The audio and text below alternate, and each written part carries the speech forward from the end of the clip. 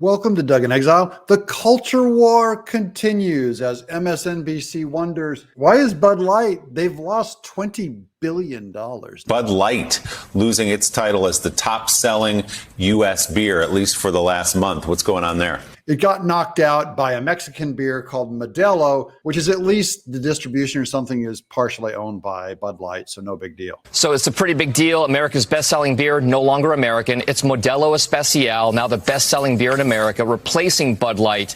This just goes to show that the American people, they have their limit, okay? You can push, you can go crazy, but you put Dylan Mulvaney on a Bud Light thing, and you went too far. You overplayed your weak hand. Maybe the latest sign in the fallout from that failed possible campaign with transgender influencer Dylan Mulvaney.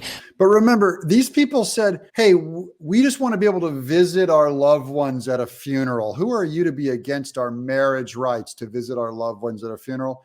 Next thing you have Dylan Mulvaney dancing around in a Nike sports bra, selling Bud Light, and you have to say, this is normal. My children have to buy this stuff, or my kids will be taken away by the government. It's the first time in a long time where businesses are going to have to make a decision with regard to how they want their future business to look. Now, this is an accessibility thing. For the most part, businesses want to make their products as accessible as possible to everybody out there, because the more stuff you can sell to people, the better off you are.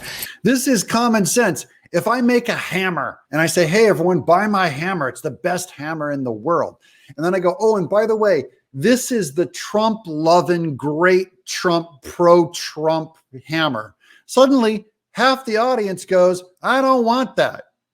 Okay? So remove your political thing from the product, and people can just look at the product and say, do I want a hammer?